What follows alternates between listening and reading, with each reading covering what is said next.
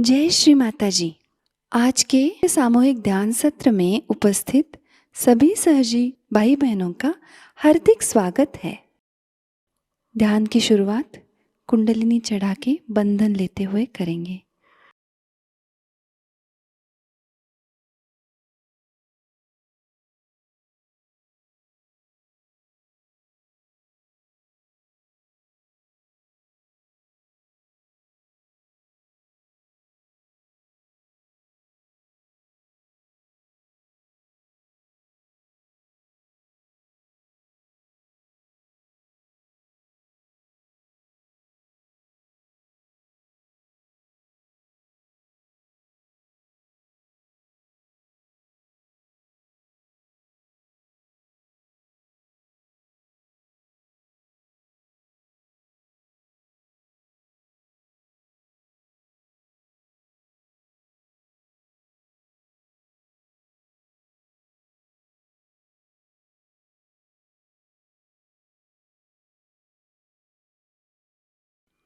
तीन महामंत्र और श्री गणेश मंत्र।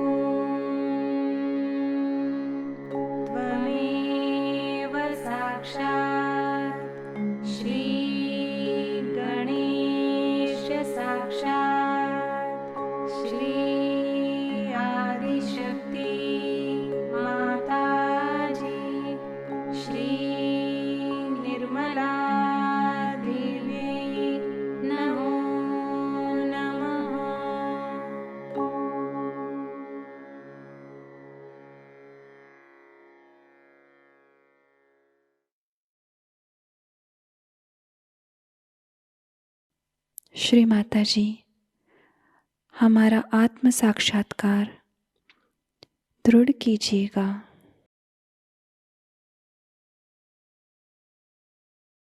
पूरा चित्त हमारे सहस्त्रार में ही रखेंगे।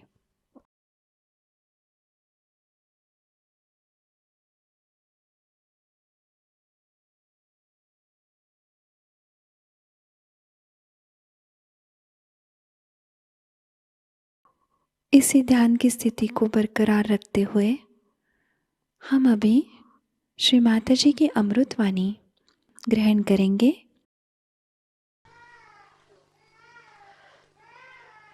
Today's puja is very important for us.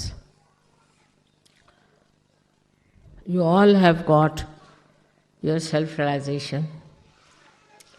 You have all the knowledge that is necessary to give realizations to others. You have to know what you have already. That's very important.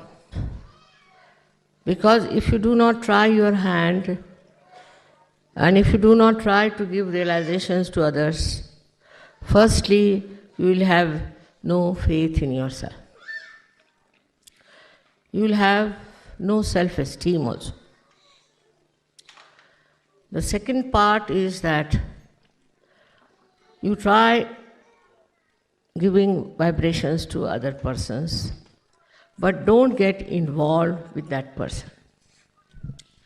I have seen some people get too much involved. If they give realization to one person, they think they have done a great job, and they start working on that person, his family, his relations. So far as you must have learned, that one may be related, one may be closer to one person, but not necessarily he will have that much of chance of self-realization.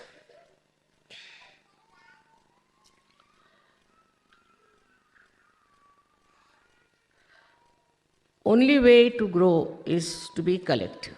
There's no other way out.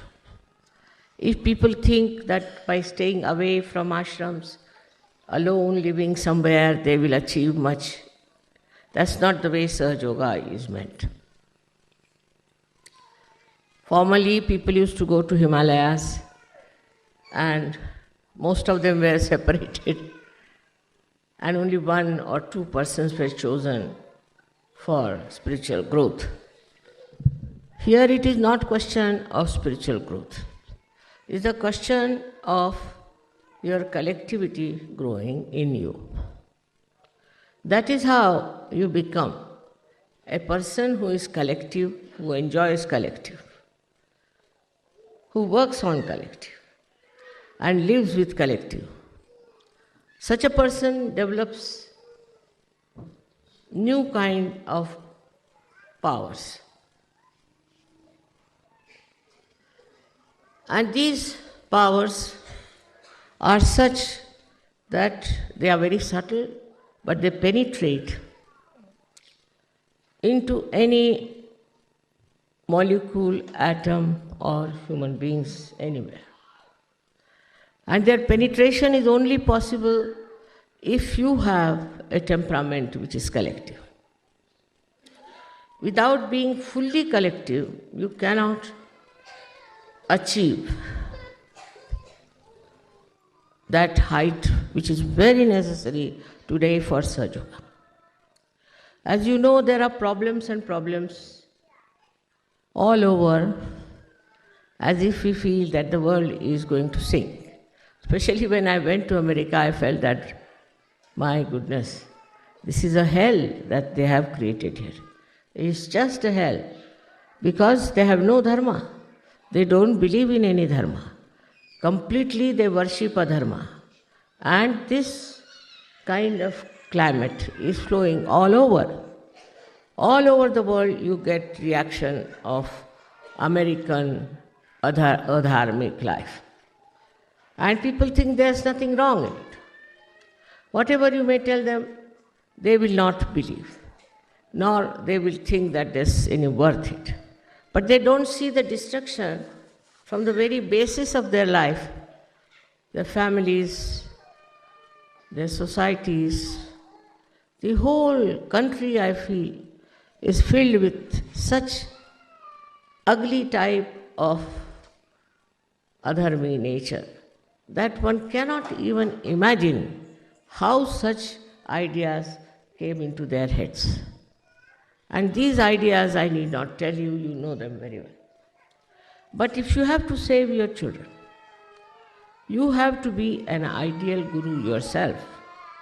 If you just talk of Sahaja Yoga, and if you try to assume that you are a Sahaja Yogi, also you try to propagate Sahaja Yoga without all these powers being awakened in you, it would be a failure. So how to develop these powers within us, we should see.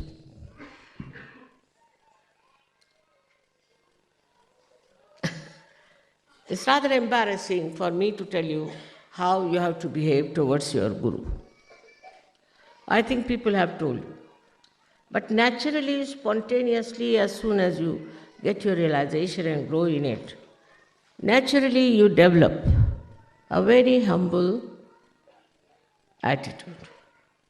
Also, an attitude through which you achieve lots of qualities of your guru. Now, supposing the guru is at particular height, and if you try to go onto the same height, nothing will move towards you. So, you must sit at a place which is much lower than the guru's is. Some people take too much advantage of my good nature, I should say. And so many people have pointed out to me that you must correct these people, they talk to you at equal level and all that. I said they will learn a lesson. They will learn a lesson. But sometimes it doesn't work out. And they start talking on the same manner as if you are talking to your friend or to your equal. First is complete humility. You have to be a humble person, extremely humble. Now you check on that. When you talk to others, are you humble? When you think of others, are you humble? When you look after your wife and children, are you humble? That's a very important thing for every person who thinks he is a guru. Humility is the first quality, or I should say the ocean, into which you must jump. Some people think that if you are humble mother, then people will take advantage of you. Nobody can take advantage of you. Because you have to remember another point, that you are protected all the time, looked after by Param Chaitanya. I know you know that, but how many really believe that there is Param Chaitanya with us? If you really believe that there is Param Chaitanya, then you don't get frightened, you don't get worried. You are not subjected to all kinds of nonsensical ideas also. But if you think that you are not protected, what will happen, how will things happen, then Param Chaitanya leaves you alone. You have to see the whole drama, how Param Chaitanya works out.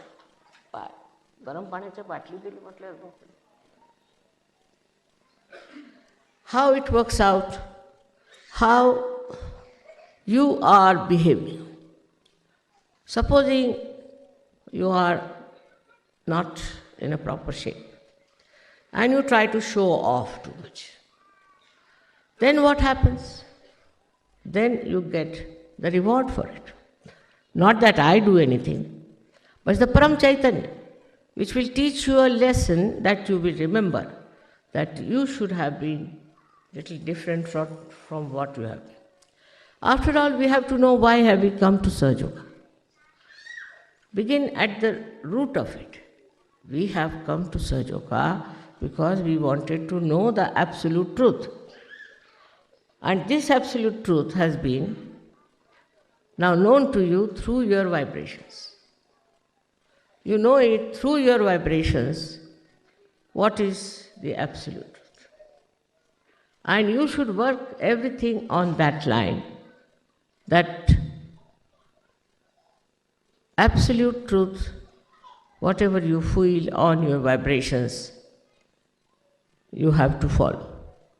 But unfortunately, I've seen many people think that their vibrations are all right, they are all right, and whatever they are receiving on their vibrations is first class. Now, how to correct that point is very difficult. It comes from ego. When you have ego, you can never find anything wrong with you. And even if the vibrations are telling you something, it might be somebody else who is telling you something. Because you are not there, your ego is there. And your ego is just spoiling you and teaching you things which normally you would see clearly that I am doing something wrong. I should not have done it. In this process of correction and improvement, when you indulge, you should see, are you getting subtler or grosser? That is the best way to judge. Now I have seen people who go on judging on small things like vibrations, whether this vibration are all right or not in this tree, or on these flowers, or on this land. All kinds of material things they want to see the vibrations. But for what are you seeing the vibration? You are seeing vibration because some sort of a material gain. You think that if you check the vibrations and the vibrations are all right, then we are quite safe. We will not lose this, we will not lose that. It's not true, because vibrations are not meant to judge all these worldly things and worldly matters. It's absolutely cheapening the vibrations. You should not cheapen them. Because vibrations can suggest things which may be detrimental to your growth very much. Once I wanted somebody to go somewhere, so he said, I didn't go, mother. I said, why? Because I saw the vibrations were very bad. I said, that's why I asked you to go. If the vibrations were good, what was your use going there? That's the reason I asked you to go there, so that you could help. But before that, you judged yourself, judged your vibrations, and then you didn't want to go. So what happens? We want to have an easy, cozy life.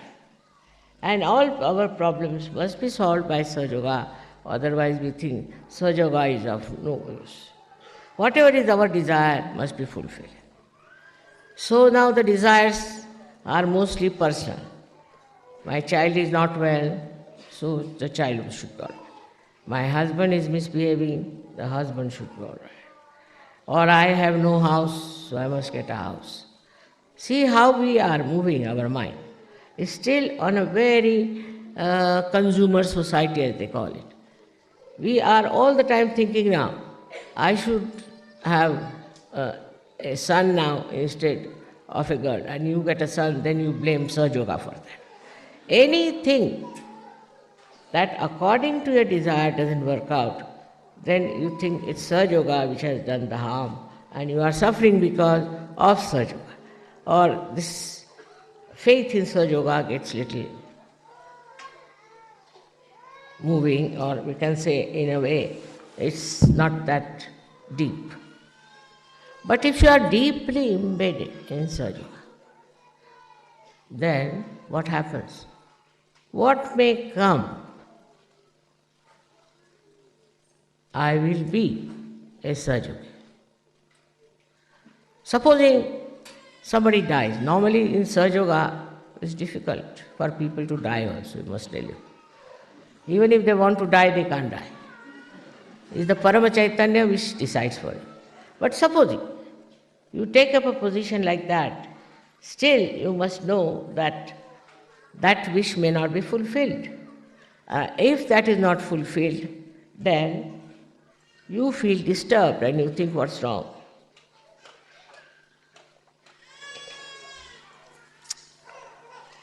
But your wish is not the wish of God Almighty. While Param Chaitanya is the wish of God Almighty. Now, for example, I went to America, take it like this, and America attacked me, negativity, and troubled me. For all these days I have suffering, so-called. And I've had pain, I've had all kinds of things. But that I had to do. Because now the American Sahajogis will realize how much one has to pay to make this dumb head of Americans to rise. How stupid they are and how foolish they are who are enamored by people who are taking money. So many people came to me and told me, Mother, if you start saying that this I can give for $300, you will get 1,000 and 1,000 of disciples of yours. I said, they will not be my disciples. If they come for money, thinking that because I am taking money, it is worthy something, that means they are absolutely stupid. Sahaja Yoga, you cannot get it by money. This is the first principle they don't understand. Most of them don't understand that you can get self-realization without paying any money. There were some Gujarati rich people in New Jersey, and they asked questions to Sahaja Yogis that how is it possible to get it so easily? It's not possible because it's a very difficult thing. All the Shastras have said, everybody has said, very difficult to get your realization. All right. If so, how is it you are giving it so easily? Why? Nobody knew how to answer these people. You should have said like this, all right. It is difficult, it's very difficult. And you cannot give mass, true. But if somebody is doing it, then you have to think about it. How somebody is doing it. So this kind of stupid questions are there, and still if they go on, you have to really tell them in a very humble way, sir, one has to be worthy also. So they will run after people who are just making money out of them, making fool out of them. And they boast, we have 3 gurus, somebody says we have 7 gurus. But I wonder what must be their condition. So the people who are extremely stupid, in Sanskrit they call mood, people who are brainless, cannot get their realization. So give them up. If they are arguing with you, you just give them up. It's not their right to argue with you. Their right is to get realization, but not a right to argue with you, ask you foolish questions and stupid questions. But you should always remember that with that humility, you must have your dignity intact, because you are a guru. Once you know you are a guru, one thing should be there, that you will not behave like a joker all the time. Your behavior will be dignified. At the same time, it would be very pleasant face or a pleasant personality. It won't be annoying type. Your personality itself will suggest that there's something special about you. Now, how do you develop that kind of a personality?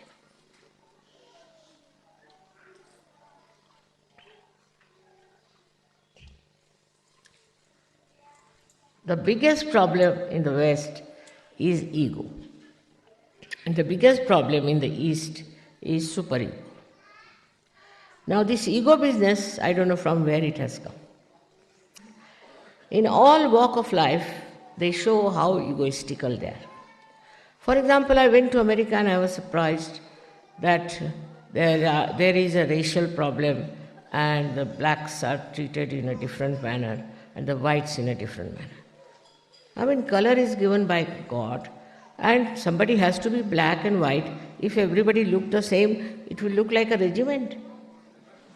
There should be some variety, there should be some change in the face, and also in the expression. One has to be a person carrying better or different expressions. Otherwise, you will be bored with such a world where there is everybody looks the same, just the same. But so much of racialism there that I was surprised that how it has worked into human mind. So, as a guru, you must develop a complete detest for racialism. Complete detest. That's very easy to understand. That anybody who has fair complexion could be a cruelest man, cruelest woman, and could be a cruelest mother also. And the one who is black could be very kind, generous. It doesn't go with the color. Temperament doesn't go with the color. But because the blacks have been ill-treated so much that they react, and they react naturally sometimes in such a manner that it is very crude and very cruel. But this kind of attention, this kind of you can say a wrong type of attitude towards human beings, even towards animals, they won't bear it. So towards human beings to have such an attitude itself shows that you are not worthy of Sahaja Yoga at all. So any one of you who has such a feeling that somebody is black and somebody is white cannot be a guru in Sahaja Yoga. Then in India we have caste system, equally bad and horrible. It has no sense in it, no basis whatsoever. But in India we have people who believe that some castes are higher and some castes are lower. Every caste people can do all the worst possible things. There is no demarcation for them, and every low caste can be very, very good. We have had many great poets and Sufis in the lowest caste in India. These castes are man-made. You know, man-made cloth doesn't suit us. And all these man-made ideas are not going to suit us, and it will lead us to a great I wouldn't know discretion, but I would say to a complete destruction. Because hatred begets hatred, and it goes on increasing and increasing. If you cannot get rid of your hatred, then I would say you are not a Sahaja Yogi. These are all conditionings. You are born in a white family, so you are white. You are born in a Christian family, that's why you are Christian. You are born in a Jew family, that's why you are a Jew. All this is just because you are born in that. But does that mean that you are higher or lower? All the problems of the world today, if you see, are because of human attachment to nonsensical ideas of superiority. Only through collective living will change.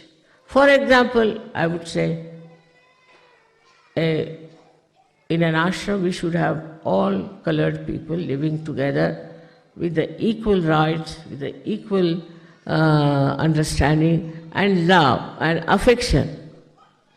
If that is not there, no use calling it an ashram.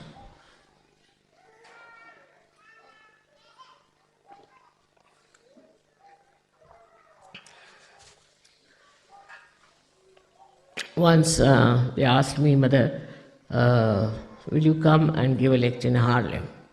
I said, why not? So some Sahaja Yogi said, Harlem? Mother, what do you know what is our limits? I said, I know.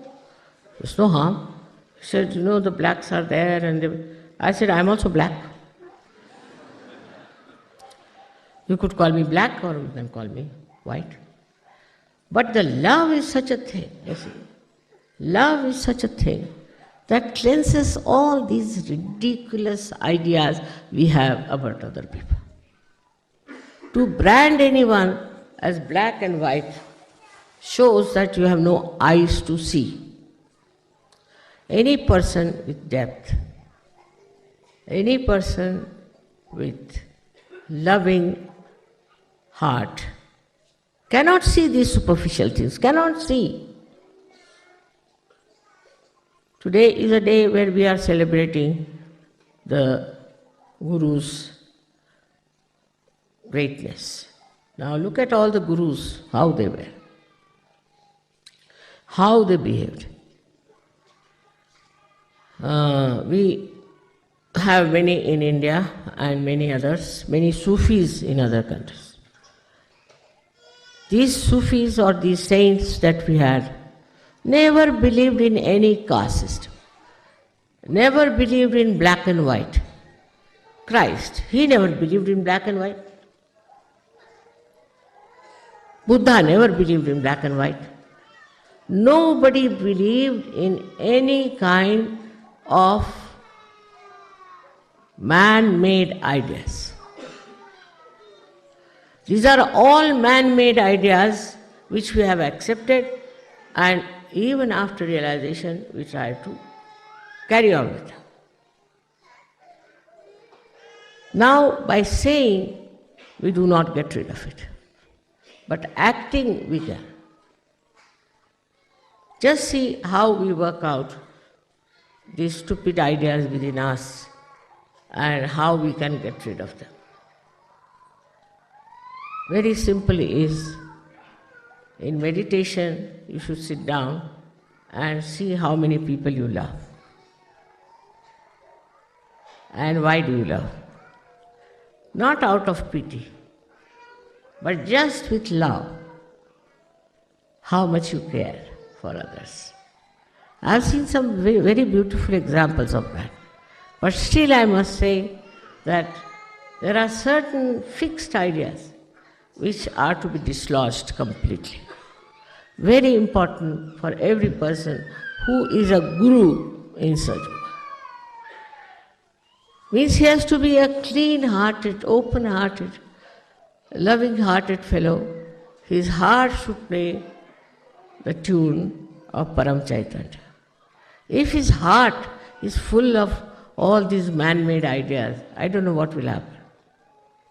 Even when they transplant the heart, they cannot do it with the man-made. They have to use a real natural one. So you can imagine when you try to take to all these odd ideas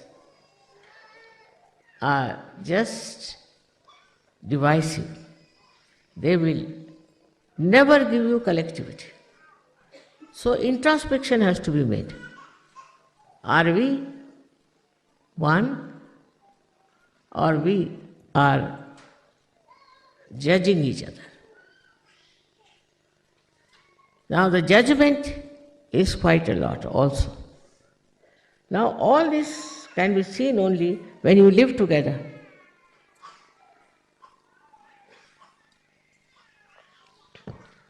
Otherwise, how will you know? When you start living together, you start discovering what is missing in you, what is not there, what has to be there. It is so peaceful to have a heart which is full of love, because every movement of that heart is so much joy-giving, so much joy-giving. There's a story of Sri Rama that he ate the bears, a kind of fruit, which were first tested by an old lady with such love. It shows what? Shows that a person like Sri Ram was the king of the highest heritage. And this old lady, who was just of the lowest caste, gives him these fruits with such love. And when he eats that, he starts praising it. So his wife says, "Give me some." It's all right. But the brother is still halfway, I think, in Sahaja Yoga. So he doesn't like. He gets angry. Then she eats and she says, "Brother-in-law, it's wonderful fruit, I must say." He says, "All right, give me some." He says, "Why should I give you now? Well, first you were very much angry, so why should I give you these fruits to eat?" The story shows that the level of your personality as Guru is judged by your clean heart, by your loving heart, by your highest remarkable personality. In the personality, it is not something that is to be built in artificially. It is not artificial. It is natural, absolutely natural. Whatever you do has to be natural. So this artificiality of certain ways of talking or certain ways of living together creates problem. For example, we had an ashram in America, in New York, and there was a lady who was very strict. Everything should be tip-top, it should be here, the spoons must be there, and the forks should be here, and all sorts of things. And she hurt many people. Not important. These cultural, I can call it the taboos, are not important in Sahaja Yoga, because now you have become a guru. Guru can stay anywhere, live anywhere, eat anything, anytime. That should be the case. But also I have seen in Sahaja Yoga, there are many who are very anxious to eat food as soon as it is served. Once it happened, I was there, they had served the food, and just they started removing the plates. I said, "What's the matter? I have to eat food." "Oh, you haven't not eaten, mother?" "No, I haven't just touched it even." So you see, sort of, first is the very lowest type of, we should say, desire is the hunger. Now, a guru doesn't bother. Whatever you give, all right. Whatever you want not to give, all right. Even if you don't give, is all right. But one has to develop that by killing your ego. People feel very hurt if you serve them little later than another person. There's all kinds of funny things I've seen in Sahaja Yoga. On the contrary, it is the lowest type of, I should say, a desire. We should not be very much catered to if you want to be a real guru. Of course, many problems are solved. As I have seen so far, that they do not take to drugs and they do not take to drinking and all such things.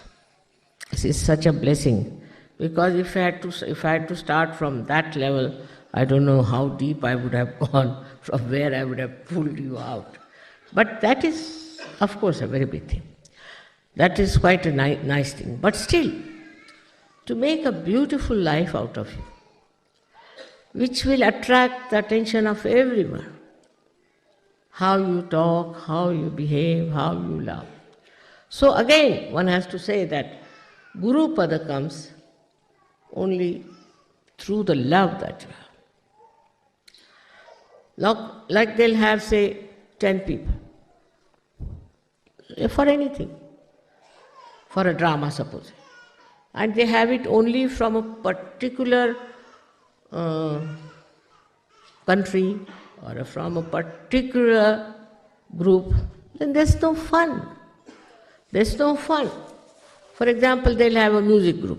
So from the particular one caste could be, or could be one religion, could be one,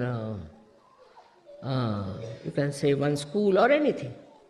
So that shows that you are still not there as a guru. You should like every kind of culture, every kind of beauty.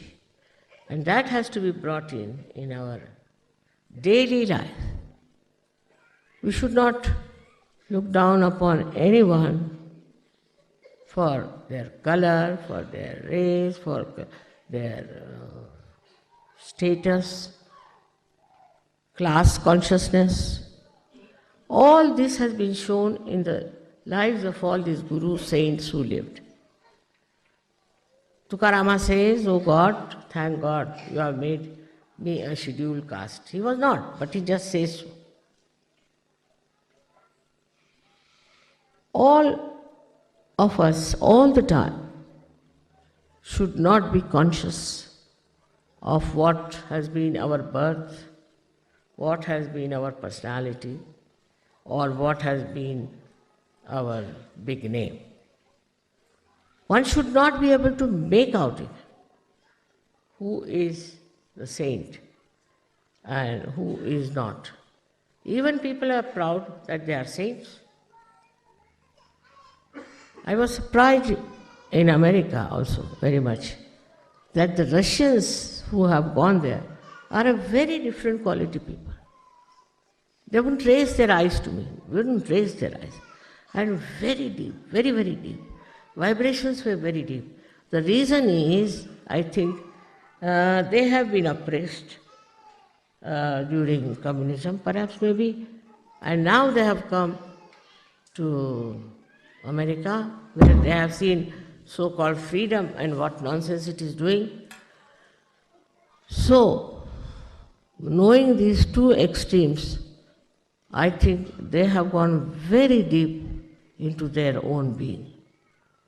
And they have such strength and such unity among themselves.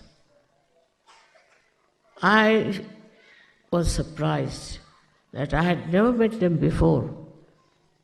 They didn't come from Russia. They came, only they were there. So what is it that has kept them like that is that they had no religion in their heads. They had no religion. To them every religion is the same, and they had no religion to follow. So a guru cannot belong to any religion,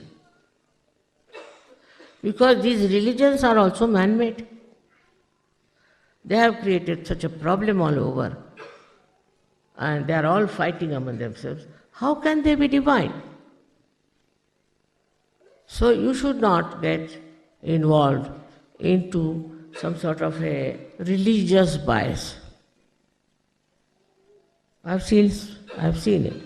That a Sahajogi, say if he's a Christian, then the bias will be shown that he is a Christian, you can make it out. If he's a Jew, you can make it out. So what's the use of coming to Sahaja?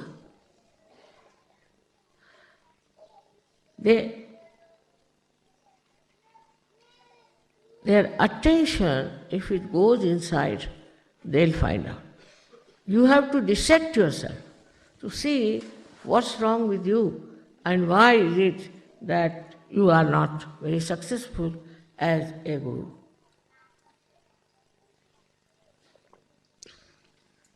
The success of the guru is he doesn't bother about time.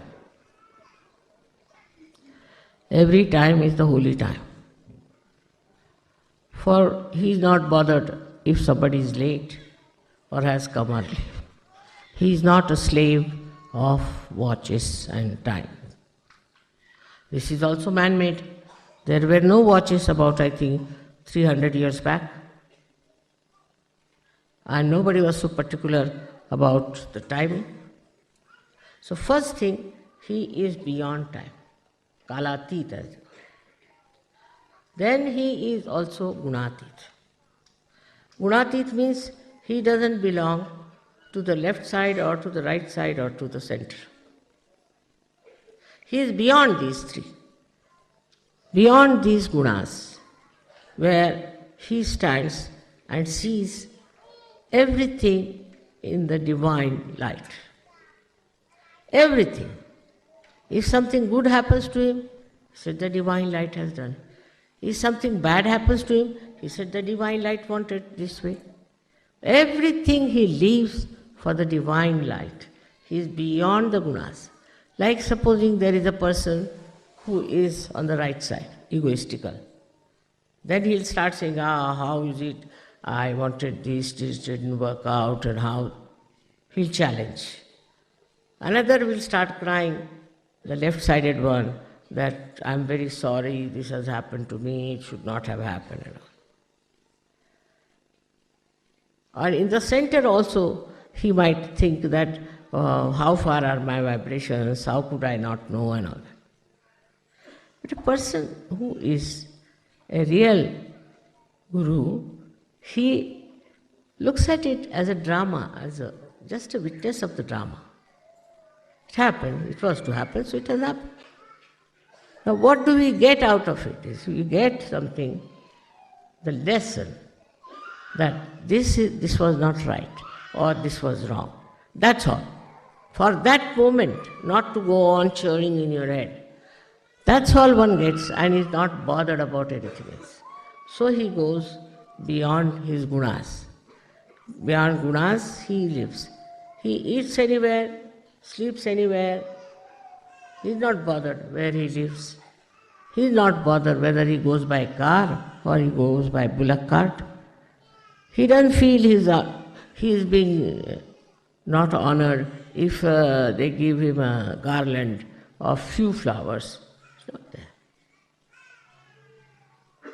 He is not bothered because nothing can enhance his personality. Nothing. You give them something simple, it's all right. Or even if you don't give, it's all right. It's not he judges himself through your eyes, but he judges himself through his own eyes. And he sees for himself the joy of enjoying himself.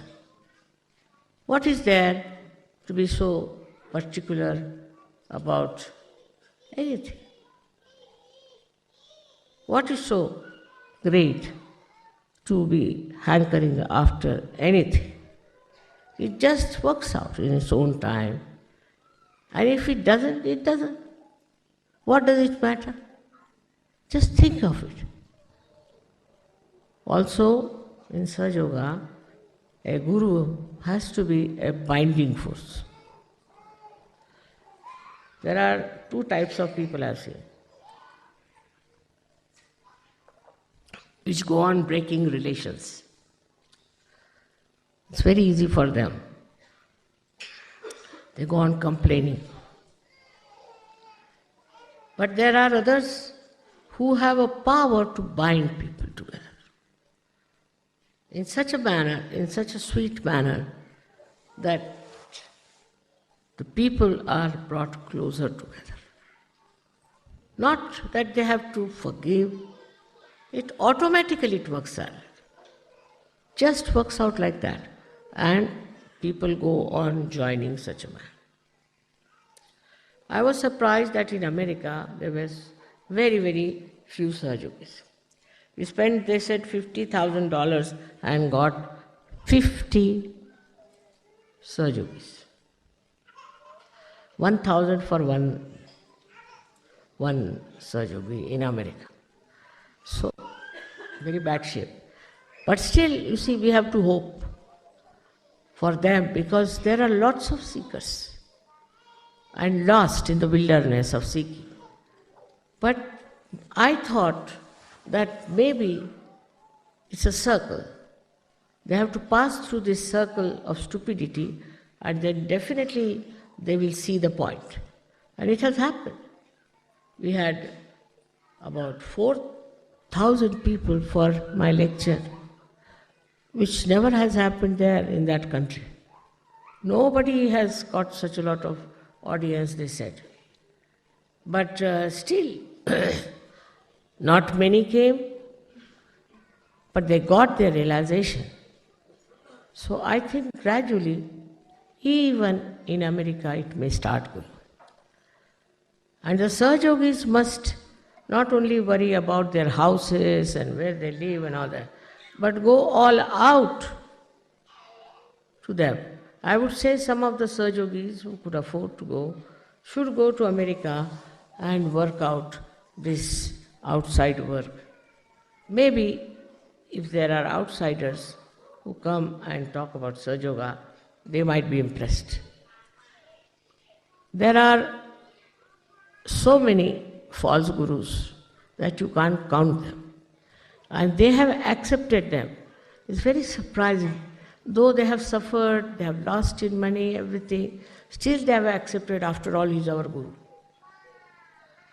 So there's basically something wrong with their brains, that they don't understand what is to be expected. I have written one book, perhaps it may reach them. But in any case, you all can write your experiences and things and can publish it. Maybe it might help them to open their eyes. While writing anything, you have to remember that it should show your quality of Sahaja Yoga, how you are. In that, one should not feel that you are putting them down or trying to say some things which will hurt them. But say it in such a manner that it corrects them and helps them. For a guru, it is important that he should not have any false ideas about himself. He might be from a poor family, might be from the rich family. Whatever it is, he should not be conscious of that. Because once you become that, see, look at Kabira, he was just a weaver. Look at Raidas, he was just a, what do you call that, shoemaker. See, in India, these are very low caste supposed to be. He has written beautiful poetry. Then Namadeva, he was a tailor. Just think of that. All these people have written the same thing with such great beauty of poetry. How have they achieved? Because now they have entered into that great realm of spirituality. You people also write some very good poetry, I know. But some of the people who have written good poetry turned out to be very obstinate, very egoistical people. This is something I couldn't understand. You are writing here beautiful poetry and here you are full of ego. So from where this poetry is coming, God knows. So first of all is yourself, your personality has to be something that people should say, this is the real guru we have met. For that,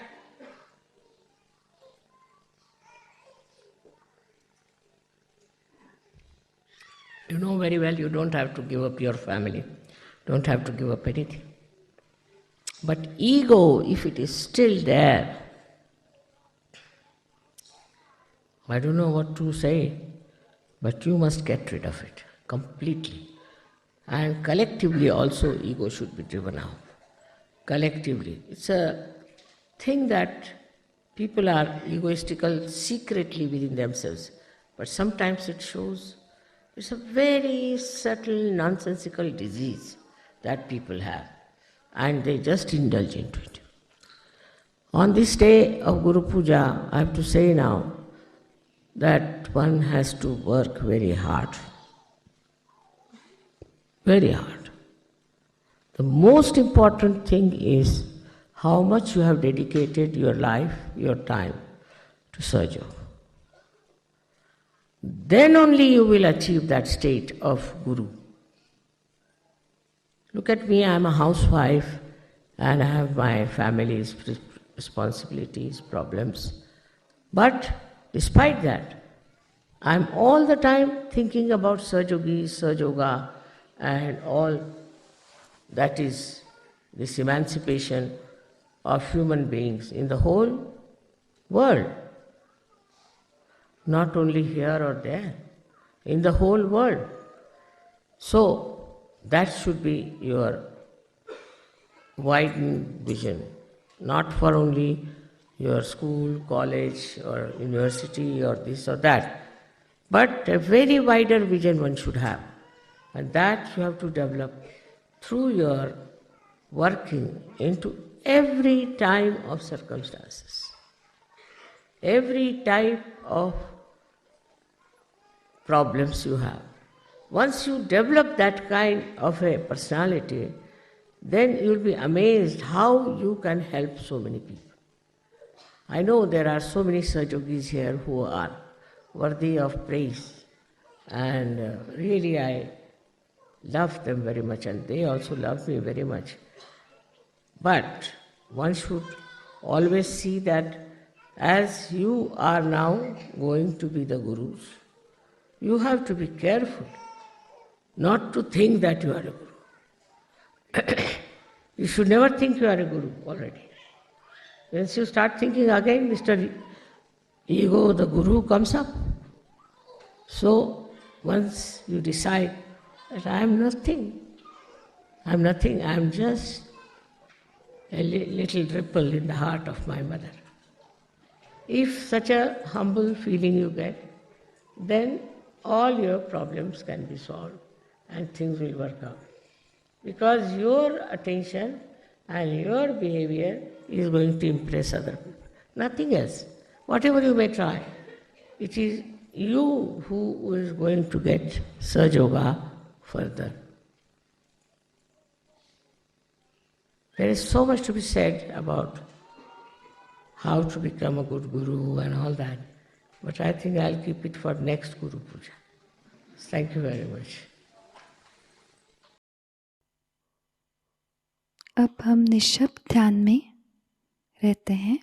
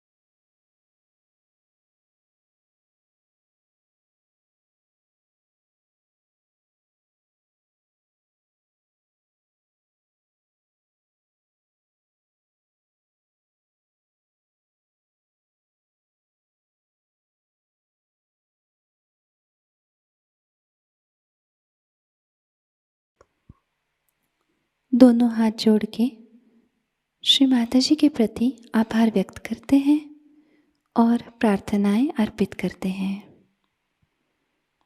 परम पूज्य श्री माता जी, आज का सामूहिक ध्यान हम आपके श्री चरणों में समर्पित करते हैं।